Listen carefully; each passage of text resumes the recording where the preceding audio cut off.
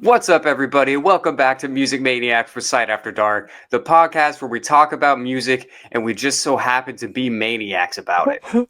So, for this episode, we are going to discuss the cultural history and legacy of the city that we live in, the city of New York. All right. First, I want to say how we got to this topic. Because Yeah. this was not planned. This was a whole big switch up from what we originally tried to do. I actually thought we were going to do it next week. Oh, really? Yes. Well, okay. Let me explain for the people at home why this topic came up.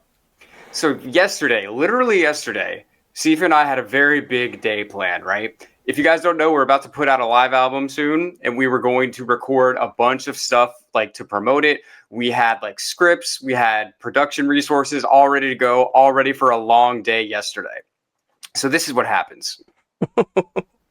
Right when I woke up, I heard screams outside of my window, and not just like one scream, like somebody's getting murdered. You know what I mean? Like it was like a lot of screams. Like it sounded like a concert outside of my window, and I'm like, what the hell is going on? And I kind of like looked it up and I was like, oh my God, it's the New York City Marathon today. And the path of the marathon goes literally like onto my street, like on the street that I'm right off of. So all day for like 6 hours, people are just yelling and screaming like right outside my window. Woo! Clap, clap, clap, clap, clap, Yeah. Clap. Ooh, let's go. Yeah, blah, blah, blah, blah. And I'm like, okay, so I was already kind of annoyed, right? Just based off that. But then when it came time for us to meet up, it was like Sifa, and you can tell your experience, she was trying to get to my place. It was like literally impossible to get to. Like the streets were closed. The parking was backed up for like almost miles, basically, right? And it's like we ended up not even being able to do anything. So you literally just turned around and was like, yo, we're going to have to take a raid check. The marathon, it's shutting everything down. It was literally insane, okay? It was insanity. I was at a stop sign trying to turn onto, I don't know, Meeker Avenue. I'm just going to say that. You guys can Google it. Maybe we'll show a shot of it. Trying to turn onto Meeker Avenue so I could finally get towards my home. And we were parked there trying to cross a crosswalk to get on the other side of this stop sign for a long time. Traffic cop was out there. And I'm right underneath the BQE, basically. The Queens Expressway. Exactly. So there are people lined up doing the same thing. Every time a few set of people pass by, woo, clap, clap, clap, clap. And at one point, while I was sitting there for a while, I'm like, shut the F up in my head. And I'm just like, Sifa, they're encouraging the runners. Like, don't. No. Okay, hold on. This is the thing. This is my thing with the New York City Marathon, or really just marathons in general, but we'll talk about the New York City Marathon because we live in New York City. Why am I supposed to care? Because this is the thing. I'm not diminishing the achievement. It's a great achievement running 26 miles. I could not do it right now. I mean, if I trained, I'm sure I could, but I could not do it. I respect everybody that's able to do it. But at the end of the day, it's like, why am I supposed to care that you're in shape? Like, if I'm going to the gym and I'm working out really hard, nobody's cheering for me. Nobody's shutting this city down for me. You know Are you working out for 26 miles? What if I was? Then I'd cheer for you. We get a whole section. But this is the thing. It's not like they're running from something or running to go do something to like help. They're just running to run, right? It's not like they're running to go save people from a burning building or something. No. Guys, I don't know if you knew this. There's people in our city and in all of your cities and towns all over the world. Their whole job is to run into burning buildings and save people. We should be cheering for them every time we see one of their trucks. But you know what we do?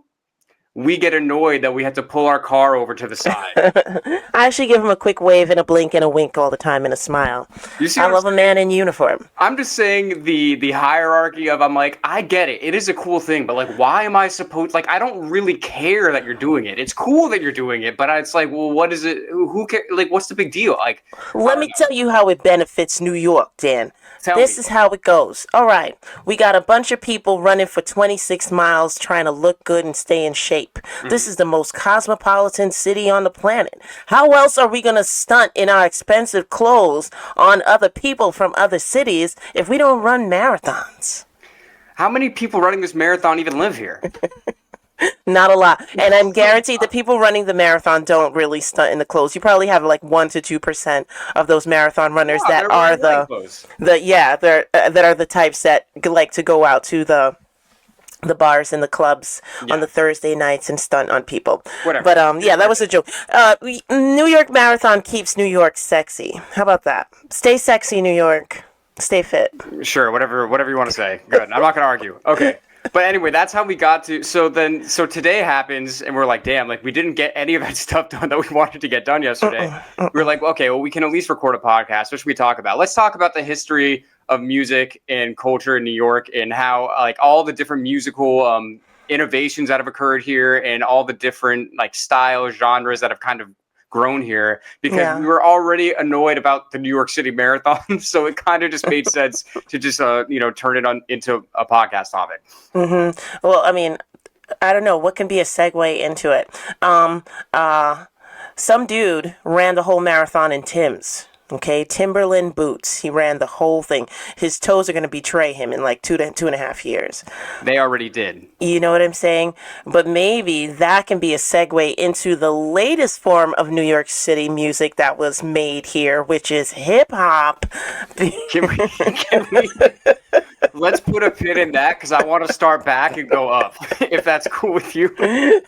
That's all right. Oh, what is it? I was gonna say dead ass because I have my imaginary Tim's on.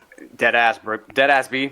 Um, okay, so let's go back. So obviously, music has existed since civilizations have existed. I'm sure there was music here before Europeans came over here and built this city. I'm sure that the Native American, I think that it was the Algonquin tribe that was here. I'm sure they had some kind of music. I don't know all about it, so I'm just gonna go. Where I'm gonna start is like the late 1800s with something called Tin Pan Alley. Known as TPA for all of you cool people out there. TPA Just coming a at you with all the great sheet music. So this is the thing. So if you guys don't know about Tin Pan Alley, it's really interesting. It's very historic in the way of music publishing and the way that music business kind of grew. Yeah. So back in the day before recording, basically, you're not going to get a CD, you're not going to get an album, you're going to get sheet music. Yeah. Right? You're going to get written out music that somebody in your house or somebody can probably like play, and that's how you get music into your home. Right? So you're getting your hits as pieces of paper. You're getting a piece of paper in the store and you're like, ooh, that's a banger right there. You know what I mean? Yeah. But it was hard to copyright that because things weren't as globalized and fast, obviously, as they are now with the internet. So different Right. songs might be copyrighted from one place in New York and a different place in Chicago and a different place in like whatever, South Carolina or something. So at some point, a bunch of these people that were working in the music industry kind of all coalesced together in Manhattan. I think it was like 28th Street and Broadway or something like that. And they basically brought all the business together, the songwriting, the publishing, everything, all into this very concentrated area of New York, which basically ended up Yes. pumping out like all of the popular music for like 50 years up until, Yeah. and it stayed like that until really like the phonograph and like people could like listen to the albums and records and stuff. But like when it was sheet music, Tin Pan Alley was running it. And Yeah. it's It crazy was how much of an influence they had. Yeah, I heard it was pretty amazing. Definitely West 28th Street area, and it was known as kind of like the ground zero for music. But some song gems from Tin Pan Alley were Over the Rainbow, sung by Judy Garland. That song was Somewhere over the what's next? What's the next word? Over the Garden. I think it's Over the Garden. Over the garden. My Madison plants Square Garden. grow. Yeah. Oh. Do they grow squares there? Yeah, I believe so. Madison Squares. There's a specific Oh, that's the breed. best kind. Yeah, hell yeah. Madison Squares. Yeah, Madison Square. I was gonna say Judy Garland's rendition of Over the Rainbow, written in like performed in 1939 for the movie The Wizard of Oz. I watched a reactor react to that briefly, just to Somewhere Over the Rainbow part, the setup to it, and it still almost made me cry. Almost 100 years later, which is insane. And also the song God Bless America was written in Tin Pan Alley as well. It's crazy. They were pumping out songs. They had them writing patriotic songs during World War I and World War II, and it's like literally like the entire. It's almost like the whole national music industry was situated within like 2 blocks in Manhattan. And that I don't Insane. know where the name Tin Pan Alley came from, but that's what they just came to call it as. Man. Noticeably, the Brill Building was the building. So write Uh-huh. that down. Put that in your license bucket. The Brill Building. I don't know why that became the place, but that just became the place, and they just dominated for like years and years and years up until the recording technology got better. You could listen to albums. You could purchase actual music instead of sheet music. That's really when it started to switch, and they started to lose a little bit of the influence. Okay. They said that this name was coined around 1903 by the journalist Monroe Rosenfeld, who was describing the continuous dissonant music emanating from the buildings, especially through open windows in the summertime. Interesting. All right, Yeah. So Monroe. shout out to Monroe. What did you say, Rosenfeld? Uh huh. Shout out to Mr. Rosenfeld. I know. Was he from France? Monroe Rosenfeld. Monroe. um, yeah, so it's like I know it's kind of like it's not super fun to talk about because we're talking about sheet music, but it's like it's hard to like say how big of a deal that was. Like everything that you were getting as an American for music and even other places in the world pretty much was generated here in this Yeah, like 1 to 2 square block radius, which is just like wild. that is But crazy. anyway, so Thomas Edison, who also was a resident of New York City, I believe, invented the phonograph, right? Yeah. And then you could record actual songs and actual performers, and you could get all kinds of music out there into your home without somebody having to write the sheet music.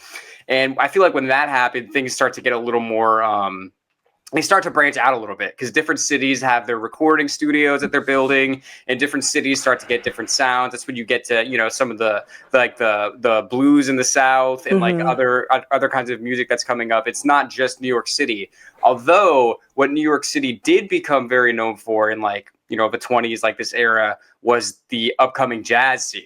Are you gonna use my soundbite? Do it again. Just used it. How about that?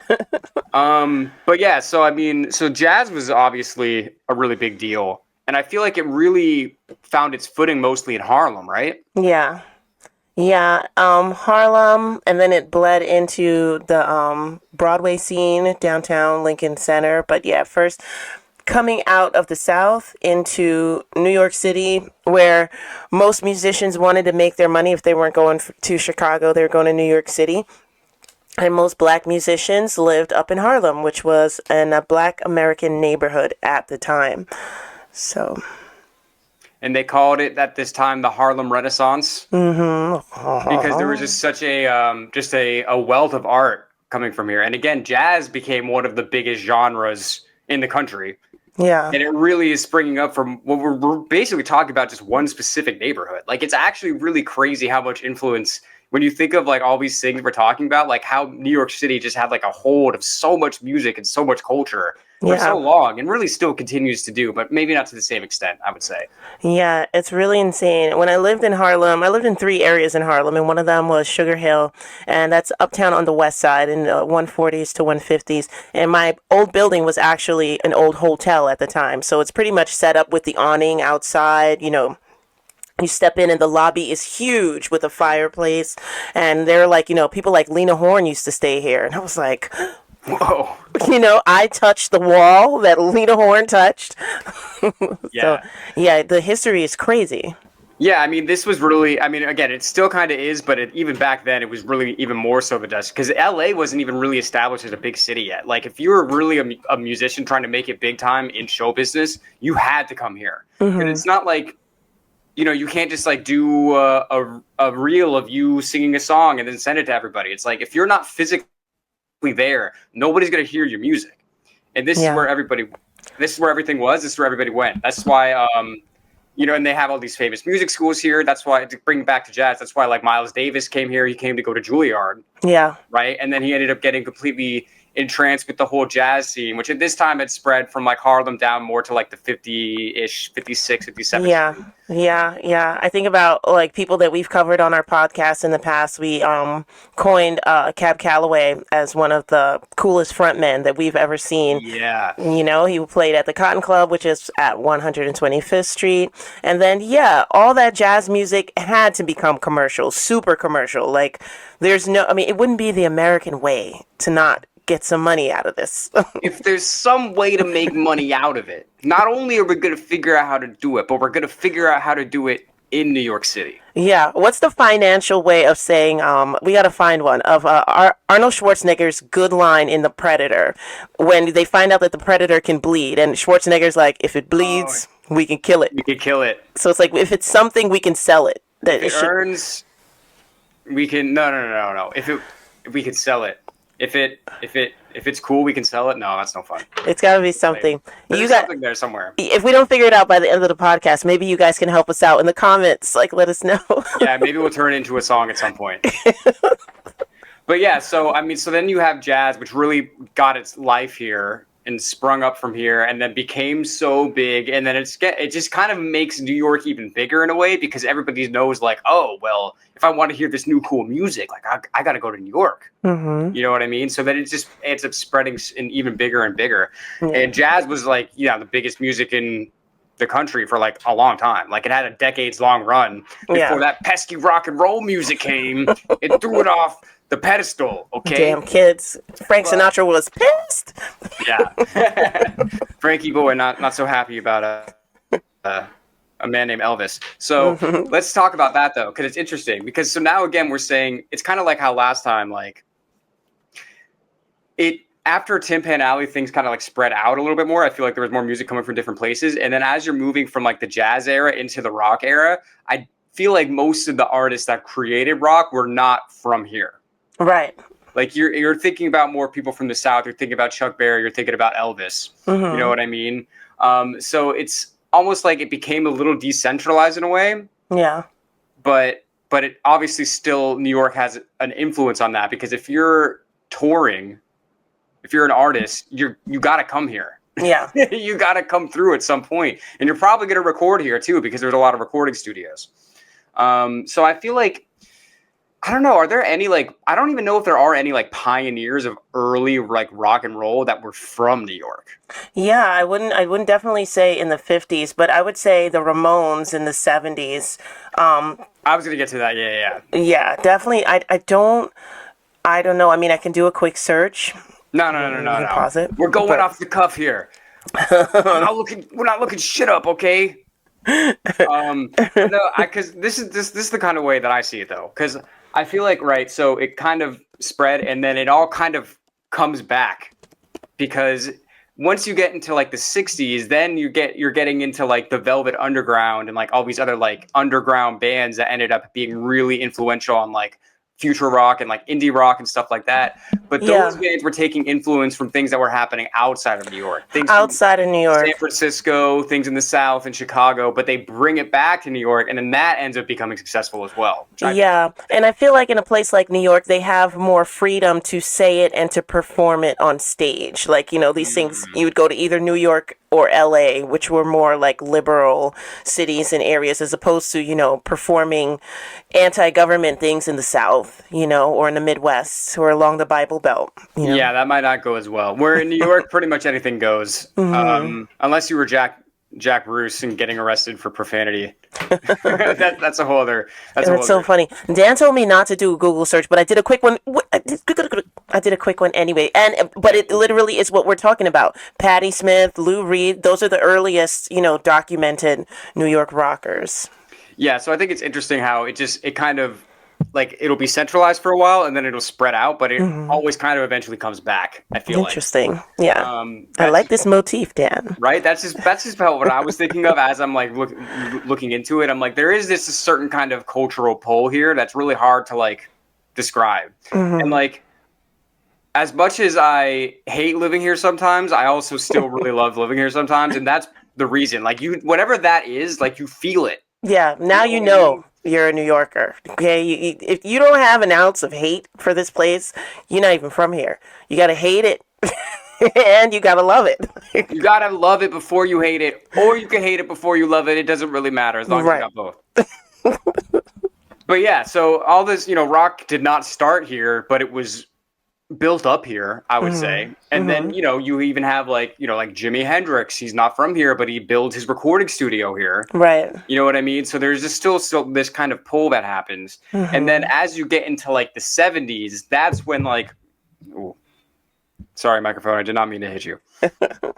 And then as you get into like the 70s, that's when I feel like the real like New York specific rock scenes are coming about, because that's where like punk rock starts with the Ramones and CBGBs down in the Bowery, you know what I mean? And all those other bands that were coming up around that same time that really kind of ended up being the spark of the punk movement. Because the Ramones, and obviously there's even bands before that people say are like the first punk bands, like the New York Dolls is a big one. New York, look at that.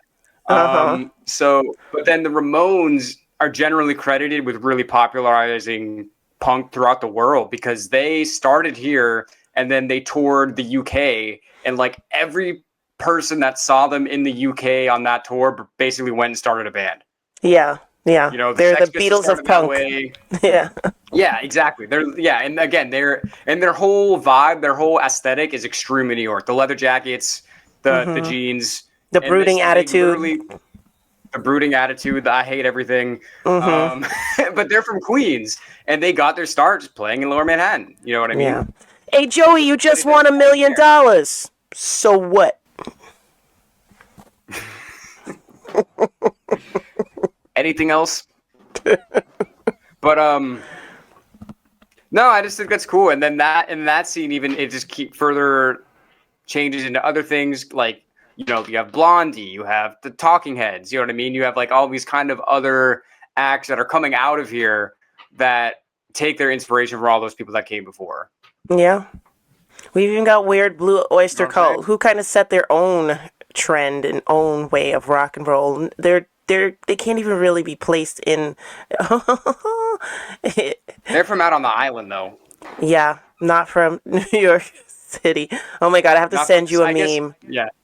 Where it's like Long Island and New York City, and Long Island looks over at New York City, and New York City's like staring at him, like wincing in a way, and Long Island is like puts the fist up and puts his hand to the chest, and New York City just like rolls their eyes and turns away.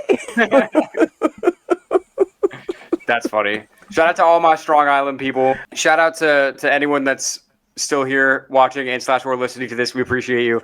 But I just think it's cool, and then because it keeps evolving, especially the rock scene really continues to evolve. And then once you get to like the early 2000s, the band that I think of that had the biggest influence on like the rock scene moving forward was the Strokes. Yeah. And again, they're playing in like the exact same areas, not really the same clubs necessarily, because some of them were probably closed by then, but they're playing in the exact same areas that the Ramones are playing in and that all these other bands are playing in. It's like, it's almost just like a breeding ground for music. I don't know what it is about the Lower East Side. It's just all these people there. Yeah. Everybody combined. Like, I don't really know what it is, but it's like stuff always happens around there. Yeah, it's just a real good nexus. It's a really good area. I mean, it's the look of the area. It's the clubs that are down there, and it's just a whole attitude down there. Anybody can be down there. That's the other thing too. Let's say like a neighborhood like Harlem, let's say in the 80s and the 90s, everybody didn't necessarily want to go up there and be up there. And in a way, it still has a certain vibe to it where it's a neo-soulish kind of vibe, whether you're black or white. That's kind of the vibe in Harlem. So everybody doesn't really go up there. But I feel like downtown Manhattan, everybody goes there to chill out. There's something for you there, whoever you may be. Yeah. Yeah. Maybe that's kind of what it is. You know what I mean? Because even going back to like the Tim Pan Alley kind of thing. And this is actually, now that we're talking about it out loud, it's kind of starting to make sense in my head. Because you think about that, it's like where that came from and like the Lower East Side in this area, it's like so many different immigrants and so many different groups of people all coming together in the same place. And they're mixing up ideas, they're mixing up culture, and then that's how you get new things. You know Yeah. what I mean? Nothing starts in a vacuum. Like everything is influenced by something else. So it's like when you have all these different people, especially you had the Irish, you had Jewish people, you had Italians, you had black people, you had everybody all in the same area, just like all Chinese. interacting with Chinatown's right there as well. So everybody's just like interacting with everybody and creating new things. Now I'm wondering, I think it has to do with transit as well. Because I was going to say, like, okay, well, nowadays, our boats don't come in and dock at the bottom of the island, bringing a whole bunch of people over from such and such a country. Those are usually just cruise ships and things like that. Yeah. But our buses do for, we don't have a bunch of airports downtown, but our buses come in there. So a lot of people struggling and stuff. I'm going to take the bus up from North Carolina, the bus They end across. up there. They end up downtown. Right. Yeah, and then I guess they just don't go too far, right, from where they Because why would started. they? I mean, if Right. you don't have anywhere, if you don't have anything pushing you to a different part of the city, it's like, why would you keep just moving? I mean, you could just move forever, Yeah. you know? I mean, I think about that sometimes. Like, there's areas of the city I still haven't been to, and it's like, it's not that I don't want to go. It's just I don't have a reason to go. Like, why am I just going to go hang out in Elmhurst for no reason? You know what I mean? Like, Now it's like I really feel like you are slowly but surely becoming a New Yorker. Because people like in Coney Island are just like, what am I going to go into the city for? Like, why? I haven't been to the city in years. I mean, if I cannot go into Manhattan, then I don't. I mean, this is how it is. Like, it didn't take me years to figure that out. Okay, I'll tell you that right now. But yeah, I don't know. There's just something. It's just always such a mix. Well, I guess that's why they call it the melting pot, right? Yeah, yeah, and they call that the 5 points down there too. They call it a pretty much a nexus. If it's not downtown there, it's like Columbus Circle is your nexus Yeah. because you're coming in from the bridges. But yeah, it's just insane to think about. Sometimes when you live here, you're just like passing by all these places, like get out of my way. That's what you're thinking in your head. Like, I have no time to stop. But then when you think of the musical history, it's just really, really beautiful. Well, yeah, beautiful and then sometimes sad because let me tell you guys about this. So speaking about the Ramones and CBGBs and stuff. So if you don't know about CBGBs was this club in Lower Manhattan where so many bands started out in the 70s and 80s. And I remember I always used to hear stories about CBGBs because my dad used to go there all the time. And when I first visited here with a band I was in with Florida, we were on tour. We had a show in Brooklyn and we were in a punk rock band and we were like, yo, we got to go to CBGBs. This is like where it started. Like we had to like pay tribute basically. Like we have to go out of our way to go to CBGBs. Our show was in Brooklyn. We had no reason to go there. So we go there and you know what it is now? It's a store where they sell $2,000 leather jackets. What is like John Veritos or something, some designer, and it's like so sad to me. I'm like, yo, it used to be just like a cheap divey bar where you could find the best music in the world, and now they just completely redid it, and it's just like bougie now. Yeah. And it's like they still kept like a little bit of stage, like a stage in the back, and you can buy records there because they're not going to just completely like erase the history of it. Right. But I remember just walking in and just being like kind of disappointed. I'm like, damn, this is what it is now. But also, it is kind of a microcosm of the city in general. Yeah, what the city's become. Yeah, because back in the day, I mean, the city in the 70s was like really dangerous. And as a result, it was way cheaper to live here. And now things have always just keep getting more and more expensive. And it's like that. The reason that CBGBs went under is because they couldn't afford the rents anymore. Right. And then who buys the place? Some rich designer. And it's like, oh yeah, this is what CBGBs is now. Do you want to buy a leather jacket? It's on sale. It's only $4,000. Oh, thank you so much. It's so crazy how things like that happen. Well, now, maybe the city will take a turn back downward financially. Who knows? People are arguing for prostitution to become legal. Yeah, we're going to have some legal prostitutes walking around. It's going to become nice and seedy, and then that'll generate some more music, The property values will go down. Artists will be able to move back in. Nice cycle. Who's for it? Let us know below in the comments. I don't know if I feel like if I was younger, I would say, yeah, I don't care. But now I'm like, Like, if I want to have a family here, like, I feel like I would want the city to stay safe. I feel like that's kind of what I would want, actually. Yeah. They were wanting to put a casino in the middle of Times Square. Like, how? That would be the worst idea ever. You know how many people would kill themselves? Like, actually, literally kill themselves? Whenever I was reading about this because there was multiple proposals for casinos in New York. Hmm. Wherever they put a casino, the suicide rate in the surrounding area goes up by at least 10%. I mean, Like, every time. just say you hate human beings if you want to put a casino right in the middle of a financial capital. Like, why? Why would you do it? Why would you need to? Can I be honest? When thinking about it, it does kind of make sense for Times Square. If it was okay, because the financial district is like downtown, right? That's like where Wall Street is. They weren't talking about doing it there because, first of all, those people are probably not dumb enough to go to the casino. Right. They're stockbrokers. They run the white collar casino. Yeah, they're not. They see through that. They're not doing that. But in Times Square, it's already so. It's like another thing of what we're talking about. Back in the 70s, it was really fucked up. It was really seedy. There was prostitutes everywhere. Yeah. There was drugs everywhere. But it's gotten cleaned up, and it's been Disneyfied, right? So now it's just like an entertainment district, where I guess it kind of was before, but it was like a underground kind of entertainment district. You know what I mean? Yeah. But now it's like just entertainment. So it's like, oh, well, why not just put a casino? We already have a Margaritaville. You know what I mean? We already have all this other stuff. If anybody wants to do anything, they could do it in New York. Oh my gosh, I'm not that's saying I just agree. cruel. Yeah, it's for like if you're like a real money making schemer, aka got about 48 to 51% of evil in you. Then you're like, what's the best thing? How can I make more money? Let me take money from tourists and let me make a casino. But this is the thing. This is where those people live.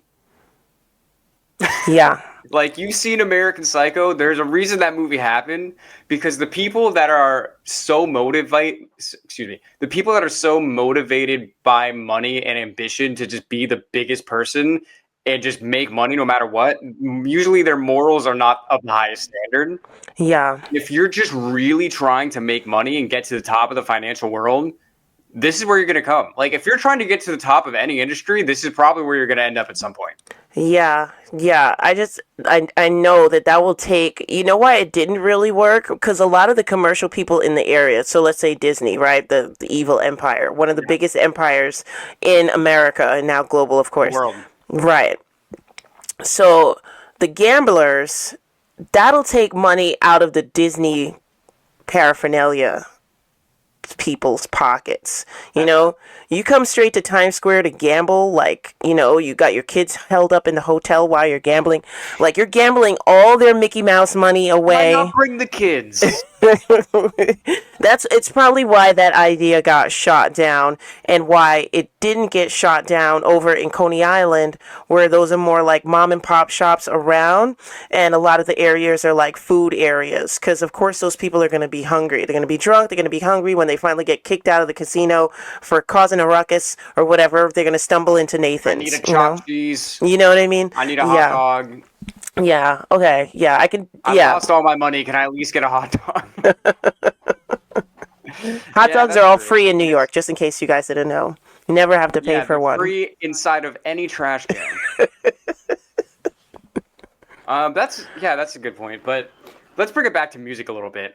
So here we are in the modern day. Oh, we didn't even talk about rap. We didn't even talk about hip-hop. Well, I thought you were staying on the rock, and that's why you brought it into 2000s, because you were on the rock topic. I was, but I didn't do that on purpose. That's just how my brain went. Okay. So we totally skipped in the 70s. In the South Bronx, there was a new movement starting, and basically taking break beats from songs that existed before, right? Kind of looping them and then just speaking over it, right? So I feel like it originally really came up from Jamaicans originally, because they would be like toasting, right? That's where they would like go, they would talk over the beat, and Jamaicans are just cool as fuck. If they're just talking over the beat, it just sounds cool. You know what I mean? So it's like, as Jamaican immigrants come up here, people end up in like the South Bronx, and they kind of have that style, and they just kind of start building it up, and they start being like, oh, well, let's make songs out of this. Like, let's have like specific like lyrics that we're doing with these break beats and stuff like that. And it's becoming like a kind of a party thing too. It's a great thing at a party. You just have the turntables, put on a break beat, you got an MC with a microphone, and you just have a great time.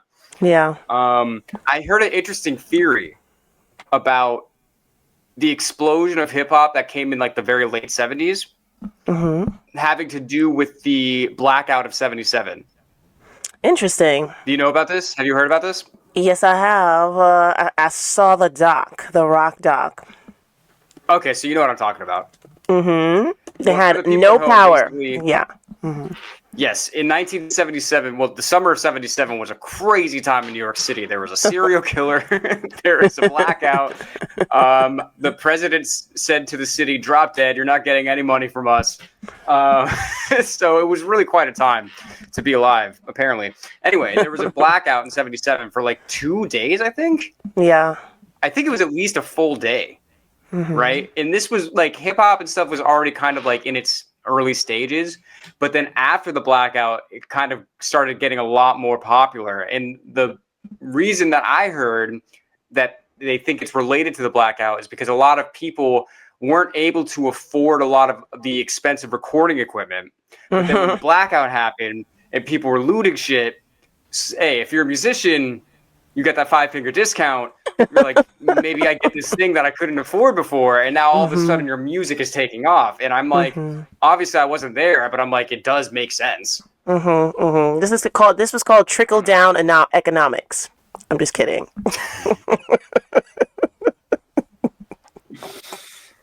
That was a good one. Shout out to Reagan. Shout out to Ronald Reagan, who wasn't even the president yet then. But yeah, so that's the theory I heard of. So then obviously, I mean, everybody knows that hip hop started in New York. It's not even a question. Like, it just is. If anything, they question, well, was it North Manhattan or was it the South Bronx or was it? But everybody knows the South Bronx. Yeah, and I mean, some Caribbean people are even trying to argue. Jamaicans. I mean, Jamaicans are just being Jamaicans. They're trying to argue that it actually started in Jamaica, but no. I mean, that style of music would have never started in Jamaica. It had influence of just New York City, and that's why you talk like that over the microphone. It was because it was a New York thing. Exactly. So much, I feel like a lot of New York culture became kind of like a part of hip hop that I feel like people don't even realize how much it is. Like how much it just kind of baked into everything that hip hop is. You know what I mean? Like New York is hip hop. You know what I mean? Like, yeah, like all the things you joked about before, like the Tims and like graffiti and like all that shit. Like that's from here, man. I don't know. I'm sure people are graffitiing other places, but in my head, it's like, this is what I associate with it. You know what I mean? Yeah. I mean, well, the word is literally an Italian word, and it comes, I guess, from there. Maybe the Romans started it. Who knows? Well, that would have been Latin. It's an actual Italian word. Yeah. Who knows? Yeah. But it blossomed. How do you say that about vandalism? Graffiti blossomed here in New York City. Yeah, that's a funny term to use. But yeah, so obviously rap started here, hip hop started here, and then it just got bigger and bigger and bigger. Obviously, it's worldwide now. I mean, there's people making rap music in like every country almost. Yeah. And now it's just everybody coming into New York now. It's becoming another nexus. It's been like that for a little over 15 years. So who knows what other kind of genre will come out of here with everybody coming here now like this again. Yeah. I was going to say, going into the modern age of music in New York, I feel like one of the biggest things has definitely been like the rave and the dance scene. I feel like especially in Brooklyn, they've been buying up these warehouses that were falling apart and then setting them up as venues. And that sound is getting huge. And now that sound is kind of permeating everything too. Like we just did a reaction the other day to a Tame Impala song. Right. And you called it immediately, like something about the beat of this song. I know that he was in New York when he did it. And then in the music video, he's literally walking out of a studio in New York City. And there's just something that, I don't know, man. It's just something about being here. You feel like you're on the cutting edge of creative endeavors. Yeah. You know what I mean? I don't know what it is. It's not really something that you can explain. But when you're here and especially us, like, we go around, we go to different venues, we know a lot of artists and stuff. There's just something about here, like the culture and the vibe. It's just like, yo, you're doing art. You should do it.